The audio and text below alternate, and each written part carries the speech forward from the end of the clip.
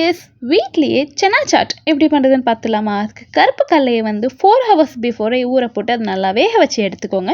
இதுக்கு நான் எடுத்துக்கிட்டது மல்லி இலை, வெங்காயம், பச்சை மிளகா, தக்காளி, உருளைக்கிழங்க வேக வச்சு சின்ன சின்ன பீஸாக கட் பண்ணி வச்சுருக்கேன் அண்ட் கிரேட்டட் ஜிஞ்சர் எடுத்து வச்சுருக்கேன். இப்போ இதில் black salt, coriander powder, turmeric powder, red chilli powder and jeera powder and கொஞ்சமாக சாட் மசாலா.